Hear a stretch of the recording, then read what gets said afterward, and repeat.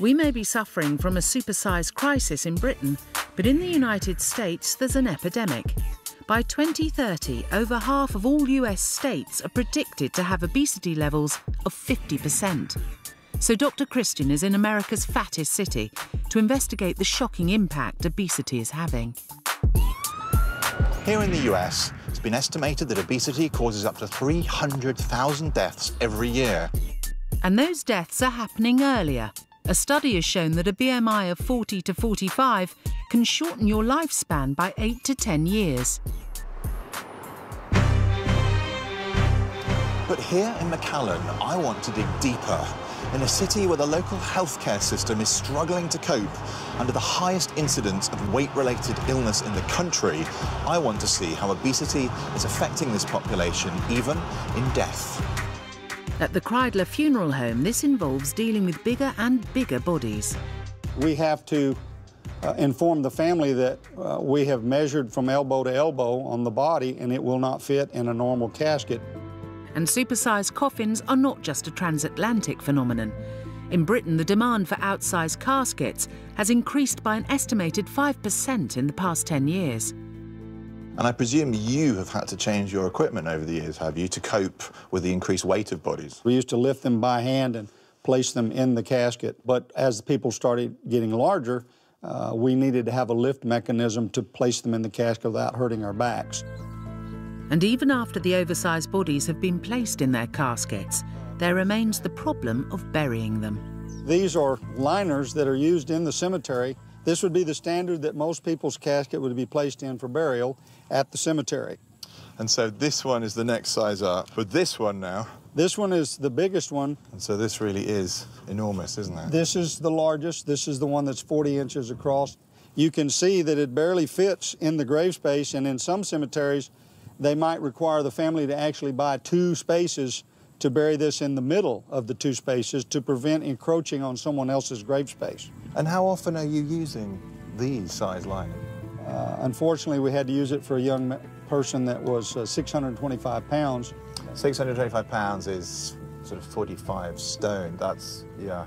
This was totally unexpected.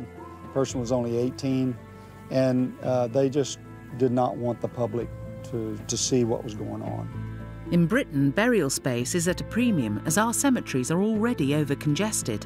But here in McAllen, they're also having problems with their cremations. This is our retort. This is where we do the cremations. You can see with this small opening, if a person is morbidly obese, they might not fit into the retort. So what do you do if you have a body that you have to now get in here and it's too big? What are your options? Well, we don't have a lot of options. In some areas, I have read they are allowed to remove limbs to facilitate placing the body in the retort. I personally would think that would be very, very distressing to the family and be distressing to me too. So you would have to do that, pretend? That would be your job? Yeah, that would be part of our job as the funeral director. To cut the arms and legs off? Well, or the arms, the shoulders, you know, and I've never had to do that, and I don't really want to have to do that. I mean, it's horrendous, isn't it? Yes, it is, and it causes a lot of ill will sometimes between the family and the funeral home because we have no control over that person that died. If you're not overly worried about the health implications of being overweight, I think this will really make you think twice when you come to the end of your life.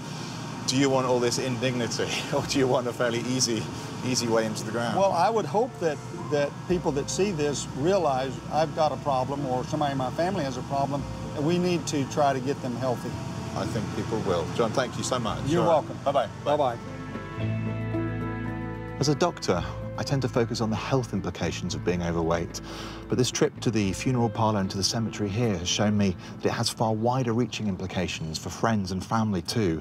Obesity really does affect you from cradle to grave, and I hope this is a sobering lesson for us back in the UK. Dr. Christian wants to ensure that we never have to deal with the extreme situations that he's seen in McAllen. He's brought together 8 super skinnies and 8 supersizers, who he'll pair up and send to the feeding clinic for a 2-day diet swap. He hopes they'll each learn to tackle their own dreadful eating habits. Julie, come on over. So, Julie, you are going to be swabbed with Zoe. Hi. Nice to meet you. How old are you? I'm 42, nearly 43. I suppose it's just as scary for both of us, so I'm sure we'll be fine.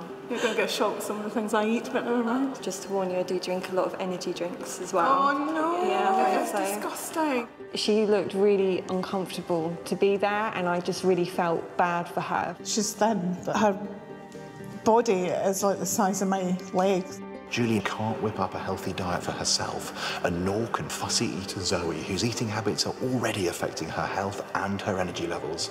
But I'm hoping by pairing them up, they'll come up with a recipe for success. At nearly 24 stone, Julie Menzies has a body mass index, or BMI, of 59. This is calculated by dividing her weight by her height squared. A healthy BMI is 18.5 to 25. So Julie is dangerously overweight. She's an award-winning baker, but when it comes to her diet, Julie's a glutton for foods high in fat and sugar. We do a lot of baking, home baking, which is the thing that I love more than anything. I just go into my own wee world. Julie's world has revolved around all things fat and sugary since she was a child. Her parents owned a sweet shop. Mum and Dad made homemade ice cream, which, if I close my eyes long enough, I can still taste. It was just to die for. And she doesn't just like sugary snacks. At home, she cooks huge meals for husband Alistair, daughter Amanda, and twin boys Ian and Jamie, and always uses plenty of full-fat ingredients. I'll come home and I'll make something like curry or fajitas, or I've maybe prepped a lasagna the night before. We mostly eat the same things, but I probably would have more on my plate than what they would. I just think it's the portion control that's the biggest problem for me. And after her family have gone to bed, Julie's fat and sugar fest continues. Why I don't just go to my bed is beyond me. Thick rolls of fat around Julie's neck restrict her breathing when she sleeps and have led to an ear-splitting snoring problem. This had unforeseen consequences when she fell asleep in her spare room. And I also commented the next day that it was probably the best night's sleep he'd had in a long time because he hadn't heard me snoring all night. Now it's all the time. We're actually more like brother and sister than husband and wife. Julie also has elevated blood pressure and cholesterol levels, a major worry, as her father died of a heart attack aged only 66, 3 years before she married Alistair. Dad not walking me down the aisle was the biggest thing, and it's not how anyone would ever want for their kids. And if I wasn't around to see my daughter married or my boys married and have their children, I don't want that. I really don't want that. You hear her coming down the stairs. She's really, just, you can hear her struggling. Oh, I really think she'll be in a coffin in the next 10 years. The diet swap at Dr. Christian's feeding clinic can't come soon enough for Julie. And the same could be said for 24-year-old Zoe Hughes-Blinston. This busy fashion manager is a model employee with a frame to match. I have been mistaken for a mannequin.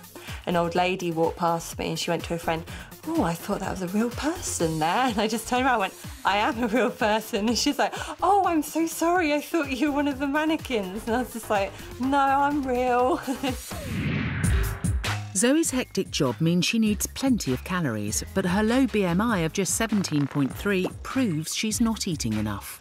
Sometimes when I'm quite busy, an energy drink and a cigarette will help keep me going, just fill me up a little bit so I don't feel as hungry. And when she does eat, Zoe chooses high-fat options, which she always picks at. I will separate my vegetables from my meat, and then I feel that it's not contaminating it, as it were. I'm starting to feel full now. And Zoe never finishes meals, as eating makes her feel sick. Zoe's fussy yet fat-based diet with no fruit or vegetables means she's missing out on vital nutrients. This is damaging her health and her appearance. I am very vain and I don't like my hands. I feel my hands are quite skeletal. I always wear a necklace because I feel that my collarbone is on show quite a lot. I like looking slim and I'd like to look healthy with being slim. For Zoe, this is crunch time. She doesn't want to be fat, but she can't stay this thin. I haven't really put much thought into it of what's going to happen to me in the next 10 years. But I suppose if I do carry on the way that I'm eating now, it will affect my health quite dramatically. By having Zoe swap diets in the feeding clinic with Supersize Julie, Dr. Christian hopes both women will learn how extreme their eating habits have become.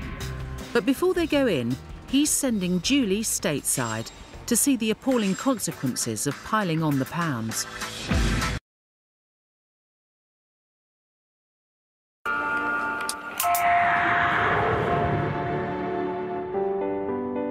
£23.11 Julie Menzies from Kirkcudbright on the Scottish borders has come across the Atlantic to get a glimpse of her potential future. I'm nervous, but it's the first day of the rest of my life. She's here in St Louis, Missouri to learn valuable lessons from 34-stone Stephanie Reed. Stephanie has managed to lose an incredible 8 stone since suffering a cardiac arrest 2 years ago. That's my big boy. But her brush with death means she's now housebound, surviving on protein drinks and unable to play with her young grandchildren. I'm Stephanie. I'm Julie. Would you like to have a seat? Yeah, thank you. When I first met Stephanie, I thought, she's big. It was quite shocking to think that if I don't do something about this, that's where I'm going to be just shortly. Would you like to see my apartment? Yeah, yeah. And how I get around? Yeah. This is my bedroom where I sleep.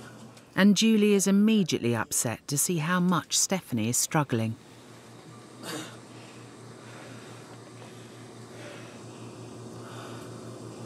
Have to take my time. Okay. Here we go in the bathroom. And see how narrow it is. Too small. Yeah, it's a small bathroom. Just imagine one day I was in here, I was getting out of the shower, and I got too much water on the floor, and I slipped, and it was good, but I had my phone in here with me because I had to call the paramedics and the fire department in order for me to get out of the bathroom. I was in here naked. Yeah, that's not nice. No, it isn't. This is one of my little exercises that I do. Yeah. Whilst Julie struggles to get upstairs at home, Stephanie struggles with her exercise, a brief walk to the lift. Meanwhile, across town, Dr. Christian is planning to pay Julie a surprise visit to check whether his shock tactics are working. I've paired Julie up with Stephanie. Stephanie is slowly learning to walk again, but she has a whole host of medical problems. She's certainly pretty immobile and pretty dependent on other people, and I'm really hoping that that is going to shock Julie. And the shock starts when Dr. Christian turns up to join them. And I'm not really good. Hello. Julie. Hi. So tell me, how's life been? I've had one major eye-opener coming here, I'll tell you. But I do want you to see the sort of difficulties that people have and how easy it is to let the weight creep on and creep on and creep on. Yes. And I bet you're going to tell us that. I thought everything was all right. I'm not getting any bigger.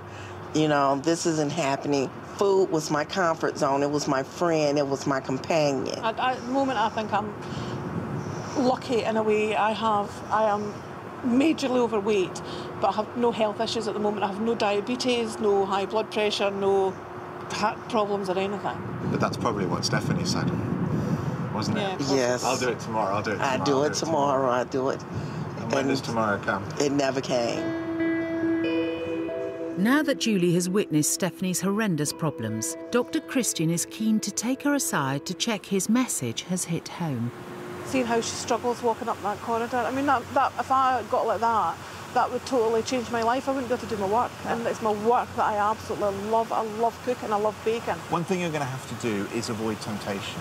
You've got to be really strict with yourself. But you've seen Stephanie, and she has broken a load of very difficult habits, and she really is turning things around. So you can do it too. OK, well, look, I'm going to leave you here and say goodbye, and I'll see you back in England. All right, Julie, good luck with it. And for Julie, it's also time to say goodbye. Pleasure For meeting such you. a long way. Thank you. Thank you very much. You're welcome. Bye. Have a safe trip back. Thank you. Bye. Bye.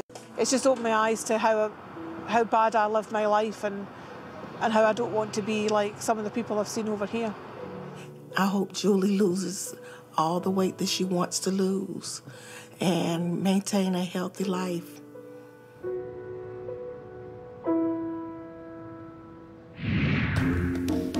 Back in the UK, the feeding clinic is ready and waiting for Supersize Julie and Super Skinny Zoe.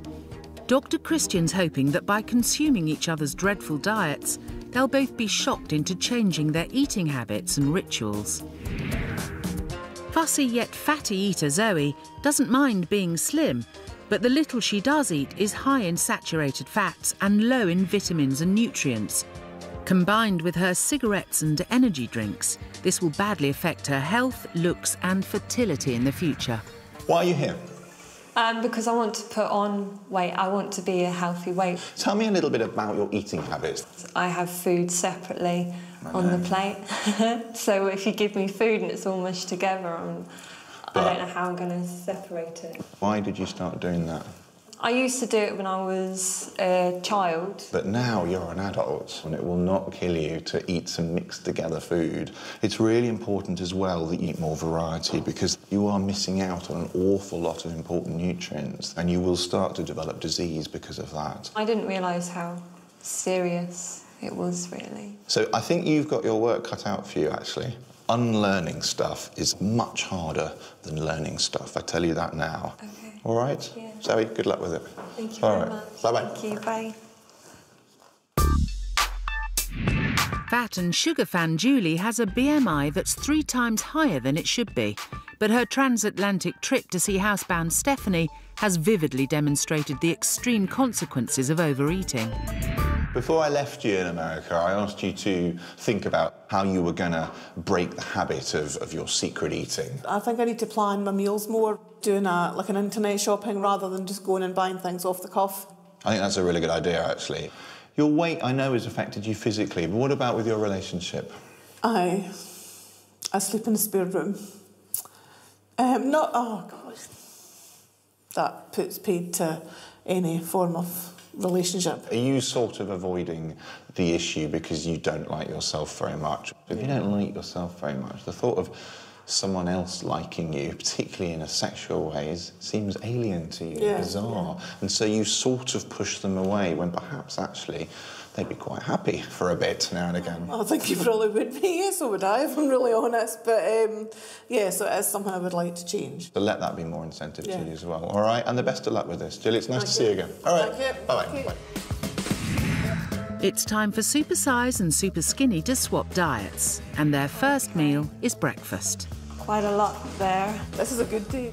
Julie's got Zoe a full-fat banana muffin, scones thickly spread with butter and jam, plus orange juice and coffee, while Zoe's offering is a tiny portion of sweetened cereal, a milkshake and Earl Grey tea. It's a diet of fat and sugar, Supersize and Super Skinny style. I just don't do sugar and tea. It's disgusting. For a picky eater, Zoe polishes off her muffin surprisingly quickly. Right, that's one down. Did you enjoy that? It was actually really nice. It's quite moist. I don't like jam and butter. And it's not just the food that's a challenge. Oh, God. Both Supersizer and Super Skinny are baffled how the other has reached their current size. For me, I just don't understand how people can get so big. I look at you and I just think, man, there's absolutely nothing off you. But then you must be damaging your health as much as I am, just in different ways. Amazingly, Super Skinny Zoe manages to finish all of Julie's breakfast, even the jam and butter she hates. I thought she'd done really well. There was 2 big glasses of orange juice for a start. I feel actually a bit sick and full now. I never would normally eat that much. She's going to get a shock at lunchtime. And here it is. I'm really sorry. Zoe faces a huge pile of rice with a tomato and vegetable sauce, while Julie has just half a sandwich. But the fatty food keeps on coming with Julie's second lunch: chicken goujons, chips and bread roll. Considering what I had for breakfast, I'm so not hungry. I'm absolutely horrified looking at it. Well, at least it's vegetables. Well, it's homemade. It's not out of a packet, but... It's a shame I don't really like vegetables. When I was a kid, my mum used to try and hide vegetables under like things I would eat, like meat, and even now, like this is just a big heap of mess to me, whereas I would have the rice probably down one side and the sauce down the other. How do you feel about eating my lunch? Honestly, just eating half a sandwich, I actually feel as if I've had enough. A great result for Julie, but Zoe's struggling. I get bored of food quite easily. If it's something like this doesn't have really a lot of flavour, so I won't want to eat it anymore. Even if I put ketchup on it and stuff, it would still be the same. I think if I ate any more, I'd actually go be sick. The thing about the boring food, I don't get that at all. Yeah, weird. Despite leaving most of her massive lunch, Zoe faces yet more fat and sugar in a snack of chocolate sweets and shortbread. Julie, meanwhile, gets a small but fatty pepperoni stick. Why would you eat stuff like this? It's not even real meat though, is it? Oh, it tastes nice though. Oh, do it. It's disgusting. Despite some noticeable dislikes, Julie and Zoe's diet diaries show they both enjoy a wide range of high-fat foods. So for the first time ever, Dr. Christian is inviting both Supersize and Superskinny to witness his recipe for disaster. Zoe, what sort of things do you see there that you quite enjoy? I love sausages, chocolate, cheese. What about you, Julie? Yeah, the same. I really like pasta, love chocolate. All of this food contains fat, and there's one type of fat in particular that I want to talk to you about, and that is saturated fat. We'd like you to have no more than about 20 grams of saturated fat a day. Zoe, you are getting 30 grams a day. Oh my God. And Julie, you are getting 60 grams a day. Yeah. So 150% more, 300% more in your diets. Despite their differences, Julie and Zoe have a lot in common. You guessed it, fat. Dr. Christian wants to make their favourite foods less appetising by mixing them all up in a blender. So let's start putting all of this saturated fat into here. Fats typically make up 33% of the energy in a healthy diet, but just 10% should be saturated. These saturated fats are found in animal products, processed meals, and some vegetable oils, including those used in chocolate. Come and have a look. What do we think? So you're both looking fairly disgusted at all this. It just looks foul, it smells awful. I wouldn't even feed that to my dog. What's interesting, Zoe, with you is you are a very fussy eater, and yet what you eat isn't particularly discerning at all, is it, actually? No. In fact, let me tell you a little bit more about the overall quantities. Zoe, what I've got here are bottles of oil, 22 litres. These represent the total amount of saturated fat that you're getting in your diet. Julie, for you, I'm afraid it is a slightly worse picture. As you can see, 47 litres of saturated fat you're getting a year here. What do you think? It's awful. Absolutely disgusting. And Dr. Christian feels Julie and Zoe need to learn how their high saturated fat intake can lead to certain cancers, and especially to cardiovascular disease. This is why I've brought you here, and it's why I'm going on about saturated fat particularly. What we're looking at here is a cross-section through a coronary artery. This is all fat, yellow fat. This here is the artery. This should be the inside diameter of that artery, but as you can see, it's filled up with this thick yellow-like substance, narrowing it down so the hole is now only that. The consequences of that, well, in this person, it was death, probably from a heart attack. All right, Julie, what's up? Is this because you've got a history of heart disease in your family? Who was it who had heart disease in your family? Dad. Your dad. It's really important for both of you that you change your diets from today. Heart attacks are not inevitable. Just because you have heart disease in your family doesn't mean you will have a heart attack. Adopt a healthier approach to eating, do a bit of exercise, stop smoking. Heart disease becomes much less of a risk.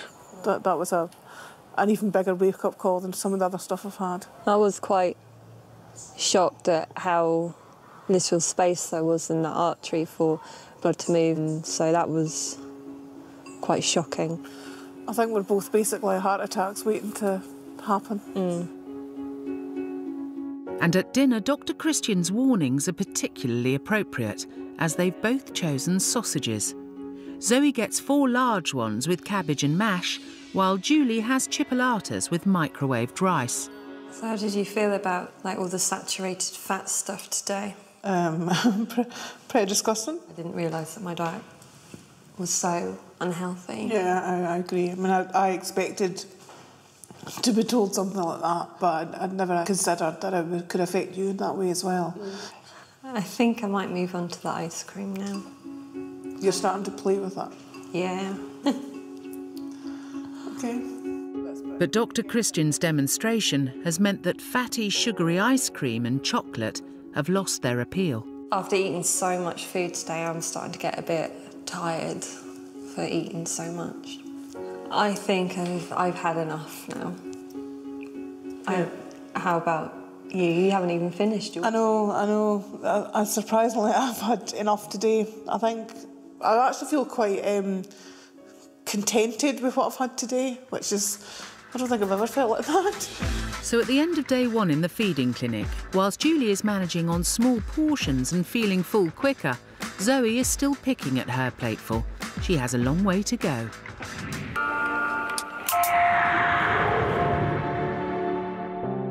.11 fat and sugar fan Julie has spent a day with fussy yet fatty eater Zoe. They've both struggled with each other's diets, and now there's another breakfast swap full of fat and sugar. Zoe makes a determined start on her scrambled egg on toast, mugs of coffee and cheese scone. Julie loves sweets, but she hates all the sugar in Zoe's cereal, tea and energy drink. This is horrible, but I'm thirsty, so I'm going to drink it. How do you feel about having 3 cups of coffee? It is quite a lot. You're really bad for picking at the food rather than just eating it. It's probably because I don't really like it. All right, okay. Picking at it rather than eating it properly like an adult. Yeah, I've eaten as much as I can without actually wanting to go and be sick. Breakfast over, and Dr. Christian has suggested both women look back at old photos of themselves in the hope they'll uncover the origins of their unhealthy eating habits.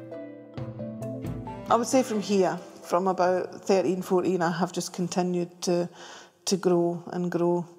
This is my wedding day. Unfortunately, I had to get my wedding dress made. When I look at it now, I just think it's horrible. There's just absolutely no shape to it whatsoever. Maybe when I get the weight off, I would really quite like to renew my vows, but in a nice, slim-fitting dress that I probably should have been wearing had I done something about this years ago. I was probably about 8 years old in this photo, and this is when I was probably being bullied at primary school. And I was the only girl in my year that had school dinners. Everyone else had packed lunches. So the boys would always comment on how little I ate, and they would make fun of me quite a lot. So because they were making fun of me, it made me not want to eat in front of them. Right. This one was when I was about 16 years old, so I've been doing GCSEs. As you can see, I'm still quite thin. At school, people would think I had an eating disorder. It did make me feel bad about myself, because it's not nice. Why didn't you eat in front of people? What made you, stop doing that?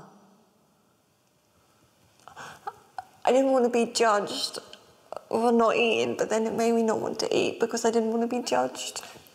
Just constantly being bullied from primary school right to 16 years old, it was really bad. It wasn't even just people at school, like family members and stuff would go up to my mum or my nan with concerns about how I looked and stuff, and they're like, no, she's fine, and they always thought I had an eating disorder as well. So it did make me feel really bad about myself. I was never bullied at school, thankfully, so I can't even begin to imagine how that must have felt. I've always had people comment about my weight. I can handle it a lot better now than I could then, because I was only a teenager then. Kids are bloody horrible and they bully anyone about anything. And it was just my weight that they decided to pick on me for. Being bullied about having an eating disorder has deeply affected Zoe. Journalist and former anorexia sufferer Emma Wolfe understands what it's like to suffer from an eating disorder. She's been investigating the range of problems and meeting those affected. I write my weekly column, and every week I get lots of emails from sufferers. And once in a while, I get an email from a man. And what's really interesting is that there's so much stigma around men and eating disorders, even more than for women. Both in the diagnosis, getting that diagnosis from their doctor, but also in getting the treatment. I think it's a major taboo for men. Around 180,000 men in the UK suffer from an eating disorder. And over the past 10 years, the number of hospital admissions for male sufferers has more than doubled. As a woman, Emma struggled to get help with her own eating disorder. And now she's meeting long-time sufferer Daniel to get an insight into the male experience. I think I was aware quite young, around the age of 8 or 9. I was really conscious of my shape and my size, and by the time I was in my late teens, it was, I would say, obsessive.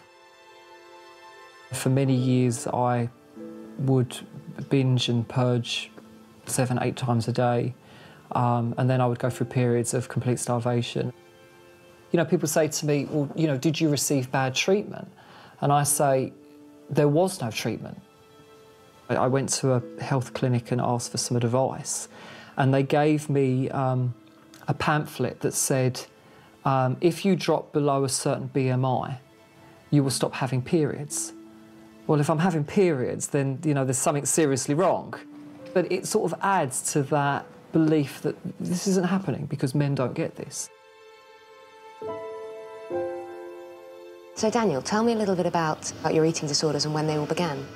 I was about 8 years old, and I remember just feeling incredibly uncomfortable with food and having this feeling of not being able to stop eating. And then by the time I was 16, I started using slimming tablets. I then started making myself vomit, and then went down to about 7.5 stone. With no treatment, Daniel's eating disorder continued throughout his 20s. I was already taking 80 laxatives a day. 80? For about a day? At Christmas 2011, Daniel hit rock bottom. I took about 1,000 laxatives between Christmas Eve and New Year's Eve. And what happened? I just remember feeling really hot and very sweaty, and felt very numb down my left arm and pains kind of here. And I just laid on the sofa and I just thought, this is it. Really? This major health scare was when Daniel realised he couldn't cope on his own. How did you go about getting help? I went to see my GP. I was willing to be referred to the eating disorders clinic, and just decided I cannot go on. This is bigger than me. This is stronger than me. I can't do this alone. I think with girls, you know, if they lose weight, there's an immediate alarm bells go off. But maybe with men, when they lose weight, that isn't the first thought, that people don't immediately think of an eating disorder. They don't put 2 and 2 together because, you know, men don't get this. It's really brought it home to me how many more barriers there are as a man to getting the right diagnosis, and also to getting the right treatment. In her search to find out more, Emma meets Sam Thomas, founder of the charity Men Get Eating Disorders Too. He runs interactive workshops to teach professionals how to deal with and treat male sufferers. Well, having had an eating disorder myself, bulimia, I'd recovered probably about the age of 21. And reflecting on my own experience, I realised that I can't be the only man in the world with an eating disorder. Suffering from bulimia throughout his teens, Sam reached out for professional help. Back then, this is like 10 years ago, there was lots of literature aimed at girls, and even the literature then, it was saying she as a sufferer. I did go to the doctor and actually say that, very articulately, what I was going through. And that particular doctor just diagnosed me with depression and seemed to ignore the bulimia, and I believed that. And I thought, OK, I'm with the doctor, he must know. And that's really how the project came about, because when I looked online, there was nothing for men. Professionals need awareness and they need education because, of course, men with eating disorders is on the rise and they're starting to see more men in their services at their drop-in centres. But also look at how to improve professional practice so that they can confidently treat or support men with eating disorders so that men can access care more easily. Sam's workshop's doing a really, really important thing, I think. It's highlighting to youth workers and healthcare professionals that there are men out there with eating disorders and that they need help too. I think the more awareness can be raised, the better for men like Sam and like Daniel too. If you're a man suffering from an eating disorder or you know someone who could be, please get in touch with Men Get Eating Disorders too. Or for more information, visit channel4.com/supersize.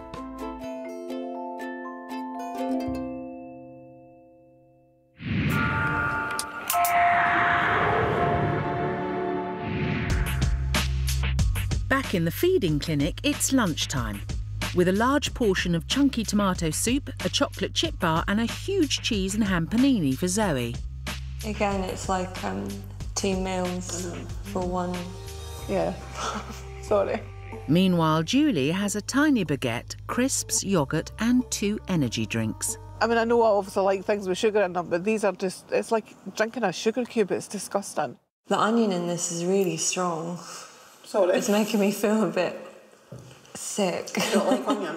Not really. I'm actually sitting eating these crisps at the moment thinking I don't even want them because I don't need them. The sandwich was enough. So what suddenly changed for you to feel full and that you don't want it anymore? The look of sheer horror on your face when you see how much food gets put in front of you. And really that picture yesterday of the artery is just etched in the back of my head. Mm. Are you okay? During their first meal, Julie and Zoe couldn't understand each other's problems, but their time in the feeding clinic has really brought them together. Is it because of your dad? It just scares me that could happen so easily. And not just for me, for you as well. As evening falls, it's time for their final meal together. Childlike portion picker Zoe is faced with a massive chicken stir-fry, whilst Julie gets a tiny plate of pasta. This is the Last Supper. Yeah, our last meal together. I'm hoping that when I go back home, I'll be able to break out of these eating habits I've been doing for years. Picking at my food and actually trying different foods and actually sitting down and making time to eat rather than just rushing around all the time. And then after talking to Dr. Christian, it did kind of make me realise that, yeah, I'm just being a bit silly. One of the things I think I've learned actually is to, most definitely, is to eat slower. Eating slower, I think, has made me feel fuller. So if I get the portion right and the time scale that I eat it in, then it should hopefully make a difference. So. Although Julie and Zoe have again struggled with their meals, they both seem to have learnt valuable lessons. Dr. Christian has healthy eating plans specifically designed for them. So, there you go. That one's yours. Thank you. Julie, that one is for you. And good luck to the both of you. Julie will be on 2,000 calories a day, with portion sizes, fatty foods, sweets and salt significantly reduced. It's a change in lifestyle, not a diet, ensuring the weight comes off and stays off. Zoe will be on 2,500 calories a day. She needs to stop her fussy eating and replace those fatty foods and sugary drinks with slow-releasing energy foods, like wholemeal bread and fruit and veg.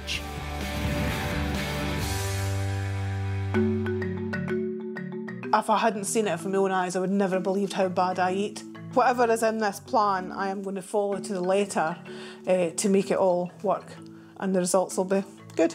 I have found the past couple of days quite challenging, being forced to eat something that I wouldn't normally eat, but I am determined to do my diet plan. Good luck, Julie. Yeah, you too. I hope it all works out for you. It's been lovely to meet you. Lovely meeting you. Julie and Zoe now have 2 months to change their diets.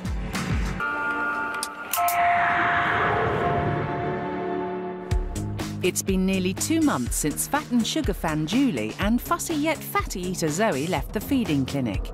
And it's now time to see if they've stayed true to their promises and stuck to their diet plans. I have been eating constantly through the day, like snacking, breakfast, lunch, afternoon snack, dinner, evening snacks. I'm hoping that it will make a big improvement. Nice to see you. Welcome. How have you been? I've been really well, thank you. You look very well. Thank you. How have you found the eating plan? I was quite surprised at how quickly I managed to get into the habit of eating that much food, and I'm getting out of the little behaviours I used to do as well. So I think you were an incredibly fussy eater, weren't you? Yes. And that eating plan was really going to have to stop that from happening. Now, I had to give you a really good talking to about saturated fat, because you had a lot of it in your old diet, didn't you? Have you managed to cut that down? yes, I have. I'm eating, when I do eat meat, it's lean meat. I don't eat ready meals anymore. I'm actually reading the back of food now to see how much saturated fats there is in them, because I know how much I need per day now. And if it's too high, then I'll just put it back and look for something else to eat. Wow. I'm a little bit nervous, just because I just don't like scales. What I've been doing is definitely working, so what the scale says is not necessarily as important as how I feel about myself. Julie, hello. You're looking very well, spectacularly well. So I was going to ask you how you've got on with the eating plan, but I kind of can work it out. You've got on all right, haven't you? I think I've done OK with the eating plan, a lot better than I thought I would do, if I'm really honest. I don't have any of the fried things at my work. I don't have paninis or anything. I've not had Chinese. I found it quite easy. Brilliant. I think. It's supposed to be easy. Yeah, I mean, I don't feel as if I've missed out on anything at all. I don't feel hungry. I've just been shown how to break it all down into the right portion sizes and bump it up with good things rather than bad things. What are you doing exercise-wise? I go to Aquasize once a week. I have started walking the dog, and I cannot believe these words are coming out of my mouth, but I have joined the gym. Wow. I know, I never thought I would ever say that. I'm just generally a more happier person. Julie, that is everything that I want to hear. So thank you very much. It's nice to see you. Thank you. All right, bye-bye. Bye. Julie and Zoe meet for the first time since leaving the feeding clinic. Hello. Oh, you're looking fantastic. I'm going to want to cry for some reason. I know, because you're wearing bright colours, you're wearing leggings and a dress. It's completely different to how you were. Shoes that I can't walk in. Yeah, you're looking amazing. Let me come and join this happy reunion. How are you both? Fine, thank you. Pleased to see each other. Yeah. Yes? Yeah. Do you think she looks different? She looks fab. She looks glowing, far more healthier. Yeah. I think you both look great. I really do. It's Zoe's moment of truth. Weight gain-wise, you have gained a very respectable 4 pounds. Oh, wow. Absolutely. That's fab. Oh, that's more than I was expecting. And do you know what? Every single one of those pounds is showing on you in a really good way. Julie, what about you? Yeah, I hope I've lost weight. I know I've lost something. Well, I'm a bit disappointed with you. Oh, God. Because you haven't lost half a stone. You haven't lost a stone. You've lost 1 stone, 12 pounds you've lost. Really? Really? Oh. That's nearly 2 stone, nearly.